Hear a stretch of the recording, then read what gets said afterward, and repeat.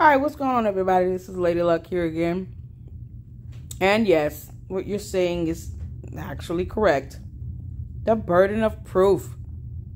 Now, it's easy to read this information and just share the information because I have talked about burden of proof. And I accurately stated that the burden of proof is on Novatech to prove their defense. I've also accurately stated that the state or the SEC or any person that files a lawsuit against Novatech would not have a problem of proving their case and meeting the standards of burden of proof with preponderance of evidence. So in their civil versus a criminal case, burden of proof is not the same thing. In a criminal charge, it is beyond a reasonable doubt. In a civil matter, the burden of proof is preponderance of evidence. But I want to just go over the definition once and again, because, people like me who like to read and define terms, oftentimes seen as being very self-righteous for some reason. Because, literacy and reading is fundamental. And words matter, I guess, exist and could be helpful if you decide to file a lawsuit against Novatech. But these are things that any attorney could tell you. Let's go up here to the website I'm on. open.lib.umm.edu. So this is a website you guys could just Google burden of proof, especially for the defense.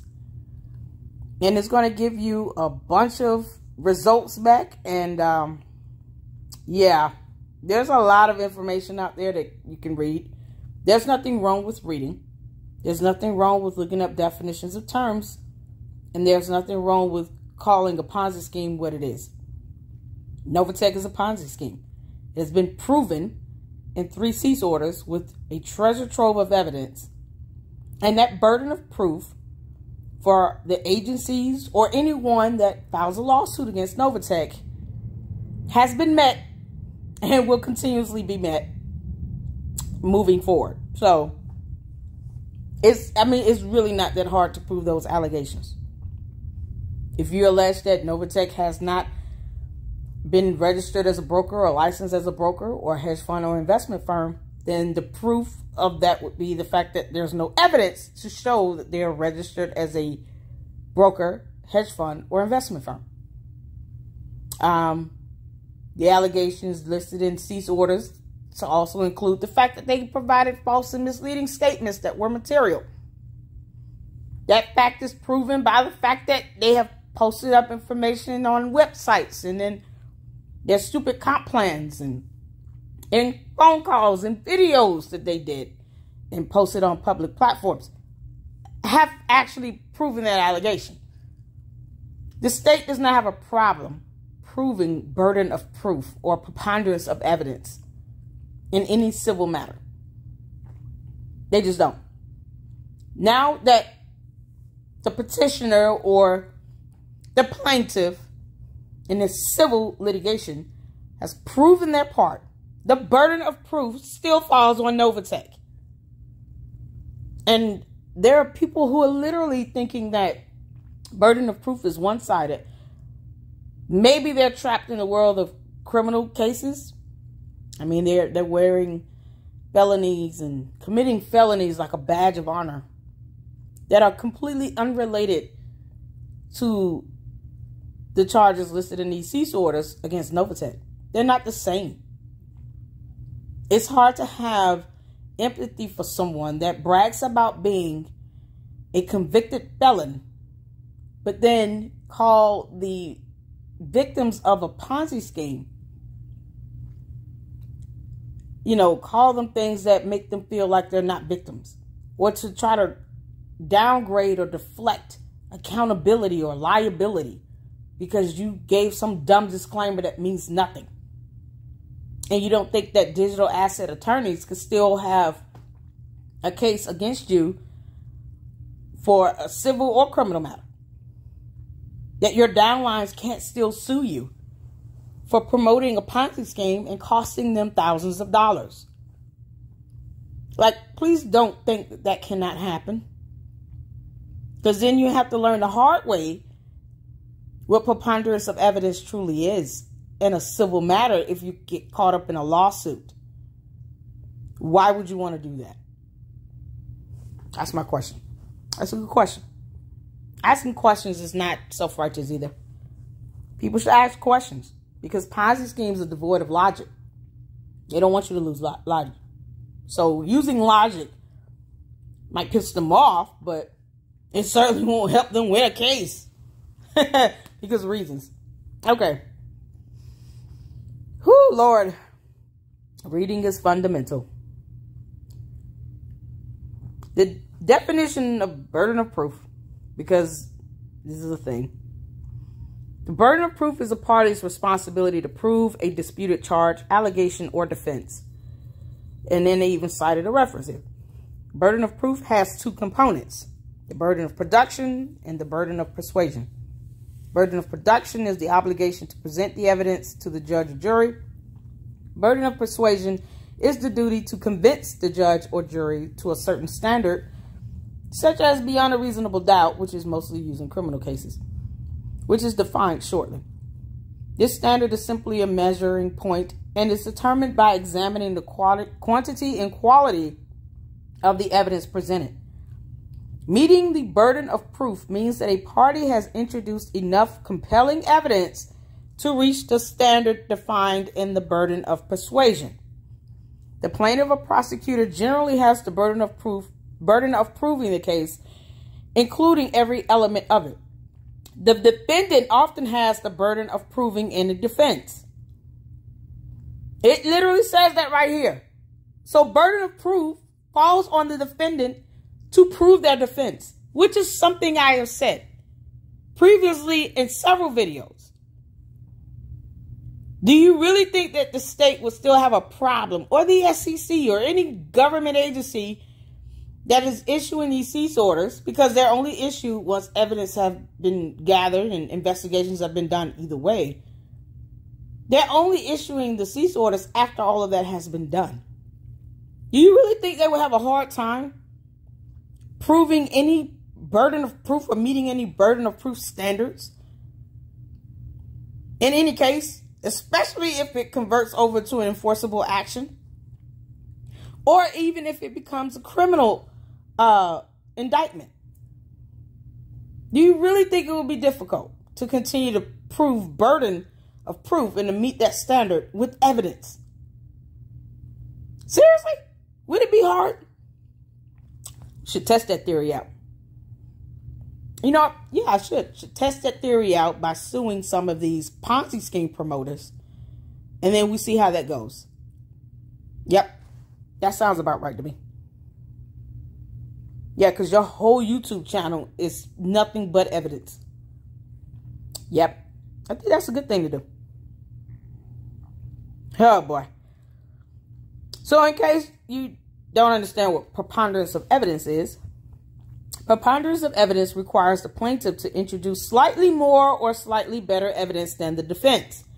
This can be as low as 51% plaintiff to 49% defendant. Please believe me when I tell you that Novatech would lose every case if it's based on preponderance of evidence. And if they're in court proceedings, then there would be court documents available to the public, because that's how that works here in the United States of America. And then, you know, if you're not able to actually see that online or anything, you can request a copy of that under the Freedom of Information Act, because that is a whole law in the U.S. So any court proceedings they have might have limited information on it, but it would definitely have, you know, a contempt of order filed or a summons where they were summoned to court. So to say that they're in a court proceeding would come with evidence documentation that would be available to the public that they're actually battling something, some charge in court. Now, what would be best would be if they were in mediation or some sort of arbitration that they initiated with their attorney. So let's say that little girl got an attorney for once, and her attorneys decided, okay, we're not going to say we're guilty of anything, but we're going to try to cooperate to avoid being labeled as guilty or any of that, or even being charged. Because like I said, who wants to go to prison? Because they don't. They do not want to go. They understand that the evidence is stacked against them. 3 cease orders do not lie. Please stop challenging people to prove a point. It's dumb. But let's say their attorneys reached out to the SEC and said, listen, you know, Novatech is a Ponzi scheme, whatever. It's been proven. 3 cease orders don't lie. All of the exhibits that Canada alone was able to gather and mentioned in their cease order, it's really hard to dispute. So we're willing to cooperate, make things right, and try to fix something that we broke, whatever that is. Now, if you have read the cease orders, you will know that it's beyond just the selling or exchanging of unregistered securities assets. It also speaks on the false and misleading statements, willful withholding of information that's material, the false advertising, anything that alludes to wire fraud. Without saying wire fraud, but alludes to it. Beyond that, are also listed in the cease orders. So it's failing to disclose financial information. That's another law violated. So there are many laws that were violated over the course of 4.5 to 5 years that 3 cease orders have covered in detail, that they all have investigated and had to gather evidence on to prove their case. Or else they would not have been allowed to issue a cease order without having done their due diligence with an investigation and with gathering evidence. So why in the world would anyone just believe the word of some fictitious confidant that may or may not even exist over facts and evidence? This is just one website. Let me show you another one. So here's another website, tpatrialattorneys.com. This is a whole attorney here that put it up, this information. Oh, they even do free case reviews. How awesome is that? But this is a full website, the Tampa Criminal Defense. And they stated the definition of burden of proof. Like I said, you can just type in what is burden of proof and you're going to get a lot of hits back, a lot of resources available. Nothing wrong with reading, and all thy getting, read and get knowledge and understanding, because no one has to give credit to some fictitious confidant that may or may not exist, that's providing zero evidence on anything that they're telling people that some people are repeating. And it doesn't help. 3 cease orders have proven Novatech to be a Ponzi scheme. Bottom line. What is burden of proof and why is it important? Concept of burden of proof is an important legal term that many people are not familiar with, especially if you've never been through a civil litigation. It is a vital concept in our legal system as it ensures that justice is served fairly and without bias. Because that happens. Sometimes you're the perpetrator and you end up being charged and found guilty of a crime that you committed on camera, and you have to go to prison. The end. If you want to weaponize the judicial system, don't sit here and dog it out until terms like libel, slander, and defamation become more convenient for you. If you don't understand it, then just say you don't understand it. But to hear anyone say that the definition of Ponzi scheme could be literally related to anything or any business shows that you're competent enough to understand the definition and concept of Ponzi scheme. You just don't want to call Novatech the Ponzi scheme that it is, even though the preponderance of evidence in all of these cease orders has pretty much proven that it is. That's the only reason why I call Novatech a Ponzi scheme. Oh, no, it's not being self-righteous if you read information. It's using logic.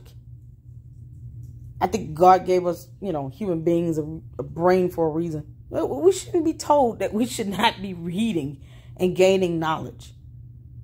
And there's literally no reason to believe some fictitious character that might be a figment of someone's imagination called a confidant over facts and evidence and tangible information that you can read for yourself.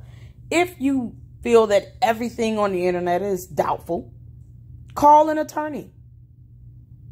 Only a criminal would actually say that the crimes of a Ponzi scheme should be overlooked. Only a soulless person would say that you should just forget about it and move on and not care about the real damage and the real pain and destruction that it's causing on others. I don't expect these Ponzi promoters, especially the serial Ponzi promoters that promote nothing but pump and dump schemes, or even according to their own words and logic, Ponzi schemes, because let's just take the words they use against them. So you saying that everything is a Ponzi scheme and that logic and definition can be applied to anything. So let's apply it to what you're doing on your YouTube channel. What you're doing is a Ponzi scheme. Your books, your trader days, your payout days, your so-called sessions, your courses, your classes, they're all Ponzi schemes. And you should be required to have to answer to that in the court of law. If only people would just file lawsuits against you to have to make you answer to that, that would be great. Or at least report you to the SEC and the FTC, because according to your words and logic, what you said in your own videos, Ponzi schemes could be applied to anything. Got it. Sure can. Glad we can agree to that. Just want to test that theory out. In criminal defense cases, it is most often defined as the responsibility of the prosecutor to prove beyond a reasonable doubt that the defendant has committed a crime. Our attorneys that are licensed and have passed the bar explain what the burden of proof is, its importance in criminal defense cases, and how it affects the outcome of such proceedings. So on down here to the significance of the burden of proof, because reading is fundamental. The burden of proof is an important concept in criminal defense and civil trials. Civil trials. So far, lawsuits, the cease orders with Novatech are of a civil matter. Can they become enforceable actions and possibly turn into criminal charges? Yes, they can. Now, they're not doing court proceedings because that can be proven. We're not in some alternate form of reality where unicorns fly and pigs talk. We're on Earth. Welcome. If there was a court proceeding occurring, there would be documents made available to the public that at least showed that perhaps they were summoned for court, or the cease order in Wisconsin became an enforceable action, and now they're being, charged with contempt of court order. If they violated the court order, which they violated all three of them, but if they violated it and it became enforceable actions, a document would be available to the public to read and see that in writing. So that's that. Now, could they be going, like I said, through some voluntary mediation or arbitration? Probably. But if it involves the courts, there would be court filings made available to the public, because that is how it works. No matter how much you don't want it to or think that everything's a Ponzi scheme, that is how that works. Why would someone want to go out their way to call everything a Ponzi scheme except Novatech, which is the actual Ponzi scheme? I don't know. Is it self-righteous to call a law and a fact, in your opinion, what it is?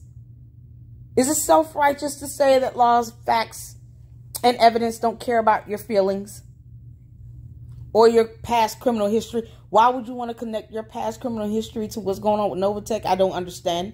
Because they're not the same.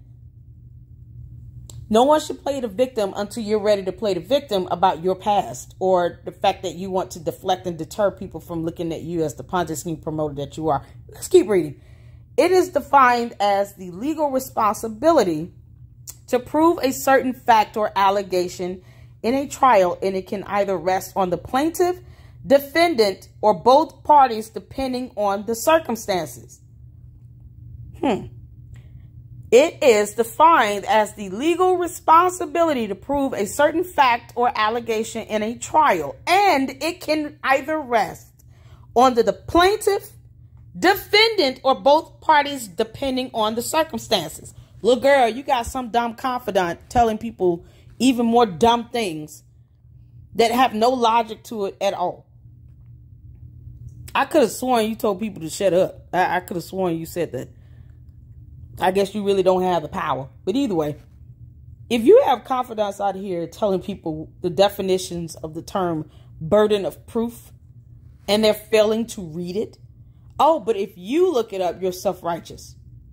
You're looking down on people. You're being nasty because your feelings are hurt. Why should anyone care?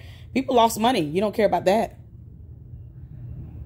You have no heart or soul whatsoever when it comes to victims of a Ponzi scheme. But yet, someone is self-righteous and indignant. Ooh, big words. Because they read definitions of terms. There's something to be said about those who come from a legal perspective. What is to be said other than we're literate? We can read. If I can't understand a concept, you know what I do? I call an attorney. Because there is nothing wrong with that. Call an attorney. Ask questions until their ears bleed.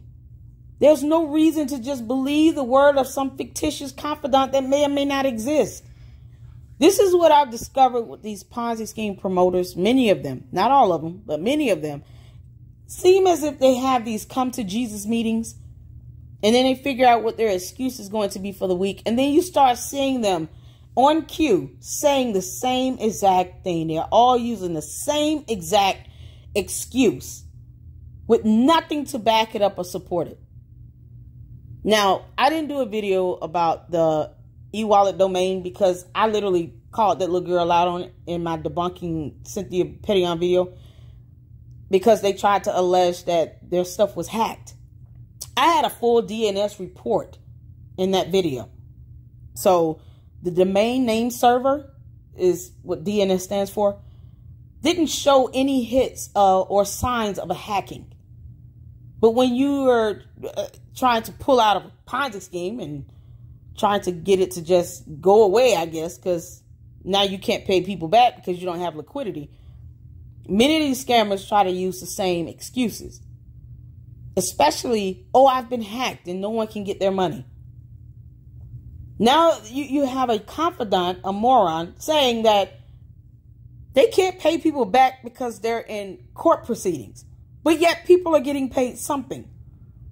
So how do you explain this complete hypocrisy and contradiction? Either they're in court proceedings, and that can be proven with court filings, and that's available to the public, or they're able to pay people back. But what does that have to do with the ability to pay people back when people are still getting some form of payment? Even if it's $1.15, it's a payment. Someone is working on the back end, pressing the button to release payments. Who's doing that? And why won't they just give back full refunds to people that want their money back? If you put in a request to withdraw $1,000, why can't you get $1,000? Why are you getting $1.28? See, that in and of itself, you see how these stupid excuses fall upon themselves, as contradictory as they are? And completely illogical. You see how that doesn't make any sense when you say that out loud? People are getting paid something, but they're not getting paid what they requested. So what does the court proceeding have to do with the small chump change payments that people are getting? Court proceedings that aren't happening because they're not happening. Let's just say they're going through a mediation, a self-induced mediation, that they decided to have their attorneys reach out to the SEC and FINRA and all the other agencies that issue cease orders against them, proving that they're a Ponzi scheme. And they decide, okay, I want to avoid, having charges filed or cases, you know, launched against me without all the attention because, you know, their ego or whatever. And they decide to take the initiation and call them and say, hey, my client, the Pettons, would like to come up with some sort of agreement to figure out how we can do this without having some negative attention drawn on them because, you know, they'll be embarrassed. That still would not cause their accounts to be frozen or assets to be seized. You do understand that logic, right? I mean, the proof that people are getting paid is proof that their accounts have not been frozen and no assets have been seized yet. As I stated, someone is pushing the button to release payments to people. The only explanation that is logical and makes sense is that they have no money, no liquidity to pay people back. But they're doing something. And when I called it out, I said flat out, you're sitting here trying to use the excuse of being hacked. Where's the hacking? Is this your way of trying to tell people that they're not going to get any money by actually using this dumb excuse of being hacked? Because mind you now, it's something new every week for like the last 2 months. It's been a dumb excuse every week for 2 months straight. It's exhausting. And to hear any Ponzi scheme promoter who take offense to being called a promoter, but they're somehow proud of their criminal past, say anything along the lines of they can't pay out because of a court proceeding, but then there's no proof of court proceeding. And then that same confidant tells someone else they have $2 billion under management, but then people aren't getting their money back of what they requested then because you got $2 billion under management. It means you got $2 billion in assets in some form that can become liquidity. Not $2 billion you hope to earn. Under management. Those are two different things. Then you have this confidant telling people they're in court, they're battling out, just be patient. Isn't that the same nonsense, dumb crap that they've been saying this whole time, to just be patient? Faith without works is dead. Talk about anecdotal statements. Closed mouths don't get fed. How many more can I come up with? God is not the author of chaos and confusion, because he's not. Serve a God of justice that believes in people following laws of the land, because the Bible says that as well. For anyone to sit and parade illegalities like this cute and fun. Like, oh yes, I've been to prison. I went to jail. You know, it's nothing wrong. Like they did nothing wrong. Why would you want to excuse the things that they have done wrong legally? All the federal laws that they violated, and try to brush it off like it's no big deal. Why would you do that? Why would you do that? And then why would you do that on a video and post it on a very public platform? So, I'm just going to go with the nonsense that a couple of these promoters putting out there about, yay, crime is fun for them, I guess. And, oh, everything's a Ponzi scheme. So let's go with that. We're going to carry on that notion.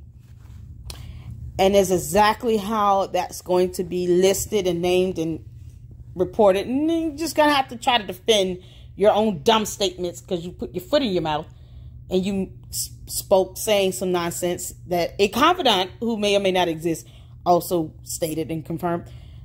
That's not any different than any other dumb things that they've given as their excuse for the week to try to justify why people aren't getting money back, as opposed to just being honest and saying, we don't have the money. They didn't let the e-wallet domain expire, but wouldn't that literally seal the deal if they did? Her pride and ego won't let her just stop. And yet, they're having what seems like some sort of negotiations of some sort, or arbitration or mediation, where they're lying about not knowing that they were violating laws for 4.5, 5 years, as if 3 cease orders weren't clear enough. They failed to actually request hearings in all 3 cease orders. They were summoned to court, to a hearing from the cease orders with Canada. 2 of them. And they still failed to go to that and defend themselves. The burden of proof is on Novatech now. Because as you can see, it is defined as the legal responsibility to prove a certain fact or allegation in a trial. And it can either rest on the plaintiff, defendant, or both parties depending on the circumstances. A whole ass attorney said this.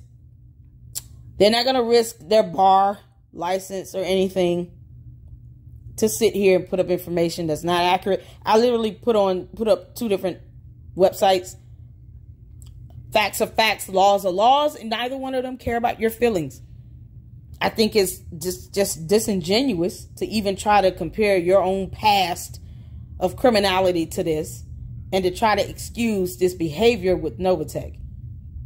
I think it's also comical that you show that you understand the definition of Ponzi scheme, but then try to say that everything except Novatech for some reason is a Ponzi scheme. I think it's also reckless to sit here and dismiss the true hardship and real pain that a lot of people are going through with losing thousands of dollars to Novatech.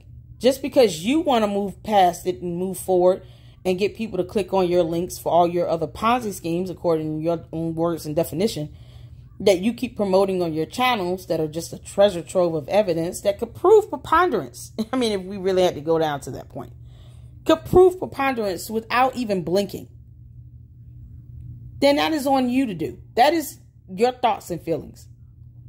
It's not going to get people's money back, and you're darn sure not going to help that in that endeavor. You literally don't care that you brought people into this Ponzi scheme, and you're, I guess, expecting them to just get over it. You can't. How can you stop someone from actually filing a lawsuit against you? I mean, you wouldn't be able to stop that. How can you stop being reported to the SEC or the FTC? You wouldn't be able to stop that. Are you kidding? The only thing you can do is what you're doing now. Say dumb things, get mad, and then still pout and throw tantrums when you're summoned to court. Do you really think that you would be able to perpetuate a Ponzi scheme, get away with it, move out the country, and then you would not be found? When you're pissing people off along the way? You're making enemies along the way. See, here's the test of humanity. You know, to determine whether or not someone really cares and has a soul. When they're able to just say, forget about this Ponzi scheme. Let's focus on all these other ones that I'm promoting. Because Ponzi scheme, they're all Ponzi schemes. And then they keep taking your money in other projects. They want you to think they're doing something legitimate when they understand the concept of Ponzi scheme, and they're willing to call everything else a Ponzi scheme except what the hell they're doing. But what they're doing is promoting pump and dump schemes and Ponzi schemes. So your books and classes and your videos and your DVDs and anything else you're selling off, calling yourself a guru, when you're still not a licensed trader, no matter how hard you try. Because, I mean, you would show the license. Your information would come up if people wanted to check and verify if you were a licensed stockbroker or a licensed trader. You're literally crapping on people who are educated. You're literally insulting people for looking up definitions of terms. People who are looking at this from a legal stance. How many more views of the law did you read in this? I'm just saying one flat out definition here. On 2 different websites, by the way. 2 different sources saying the same thing. How many other facets of the laws are mentioned here? Are there 4 different ways of viewing the law? There are only 2 parties in a case. Plaintiff and defendant. And yes, burden of proof falls now on Novatech to prove their case. Because the plaintiff could easily prove theirs with preponderance of evidence. Which only requires, what, 51%? Are you kidding? Do you really want to test that theory? You don't have a brain if you do. And you certainly don't have a conscience if you don't care about the people who lost their money. It's disgusting and it's vile. There's no... that the truth determines the truth. Yeah.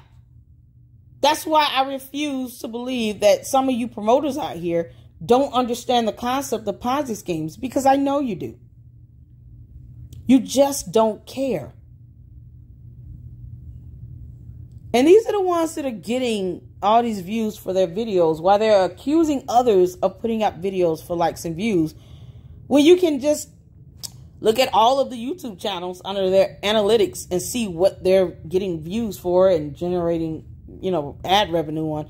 I mean, it's not something that we can hide at all. I don't want to.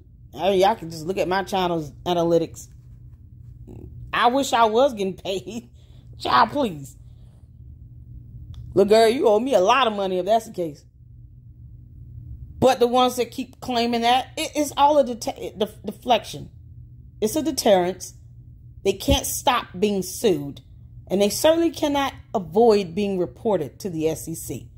There's nothing they could do about it but hire their attorneys. I guess that keeps getting them out of legal situations that they keep putting themselves in because they do understand. That's what they've proven. They understand. Novatech is a Ponzi scheme. You have options to either do nothing or file lawsuits, class action suits, inquire with your banks about chargebacks, and report them to the SEC, the FTC, any other agency out there that'll take on these types of complaints and investigate them. You should also report your uplines and your promoters that are still walking around here telling people to get over it and move on to the next Ponzi scheme according to their own words. It's funny how that works when you use their words against them. And yet you're being self-righteous for reading. Oh, the indignation of reading. So indignant. Oh, you're so much better than other people because you know how to read.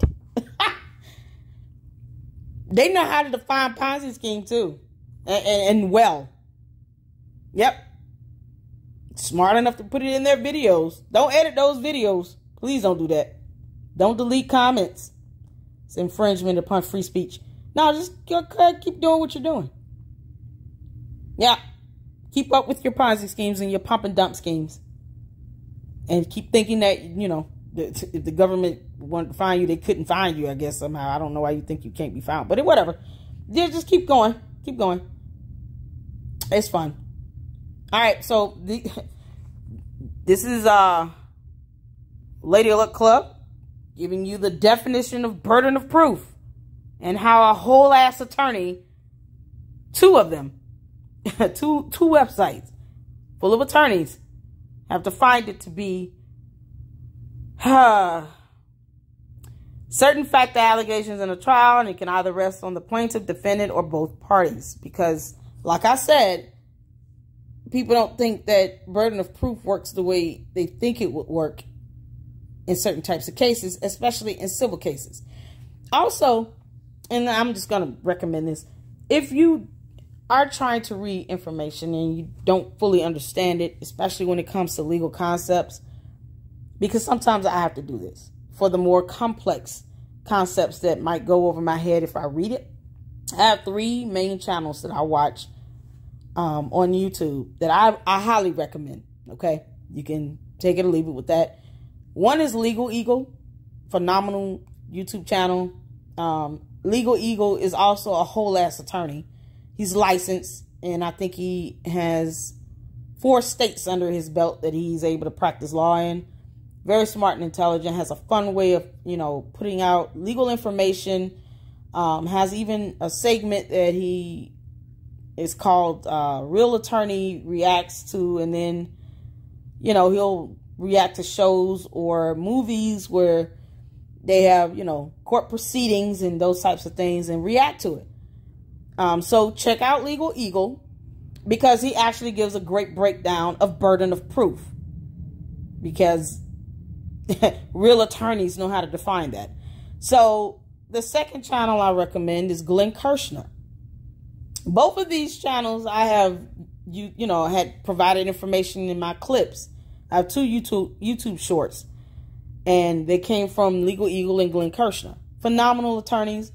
Glenn Kirshner is another licensed attorney. I think he does criminal litigations as well. Legal Eagle do both. They do civil and criminal litigations. I want to say Glenn Kirshner does criminal, but he may do civil as well.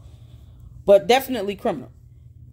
He's, you know, got a great channel where he just kind of goes over, you know, case proceedings and court cases.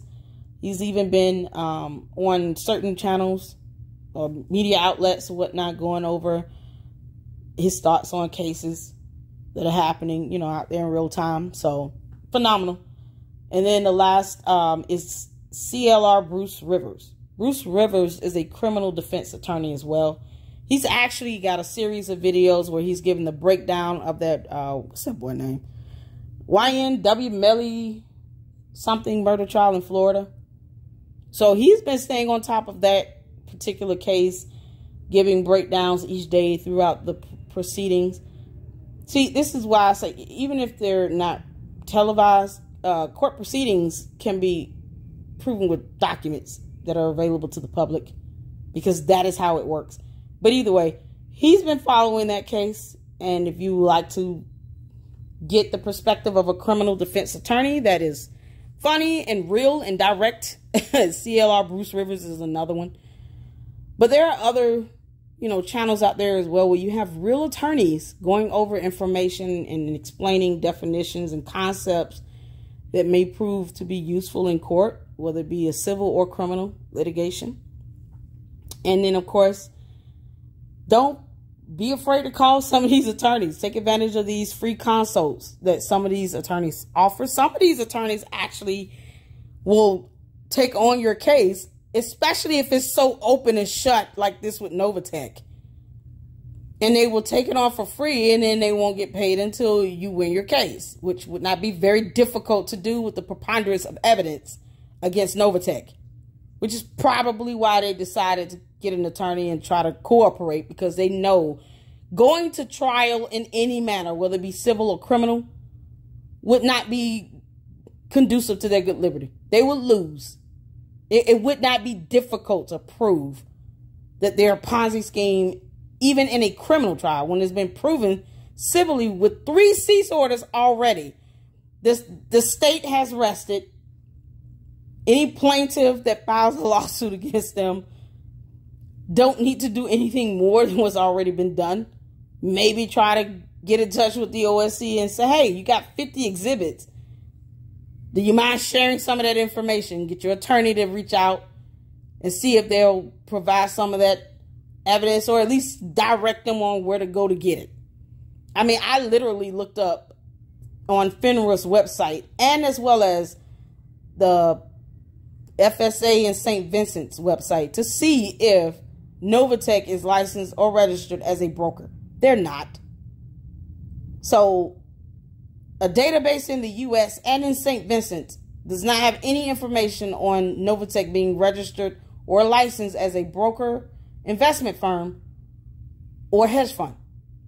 That is the fact. That's the allegation proven. The fact that the allegation is that they're not registered, and the proof is that there's no evidence that they're registered. Now the burden of proof is on Novatech to prove their case, their defense. Because that's how that works. That's how it goes. Whether it went for you that way or not is irrelevant, because your case has nothing to do with Novatech. Your charges, your criminality, your past, you've gotten a ticket, you went to prison, you went to jail, whatever, has nothing to do with Novatech. Nothing. It does not wipe away laws. And it does not mean that they should get away with perpetuating a Ponzi scheme and stealing millions of dollars from people. They offered no good products or service, and they took new investors' money and paid old investors. These same promoters understand the definition of Ponzi scheme and the concept of it. But they want to deter and deflect from the fact that they're actually Ponzi promoters. They're more offended at being called a Ponzi promoter as opposed to an ex-convict. How is that a badge of honor? How is being called a Ponzi promoter worse than being called an ex-convict and having committed felonies and went to prison? I don't understand that at all. Why are you proud of that?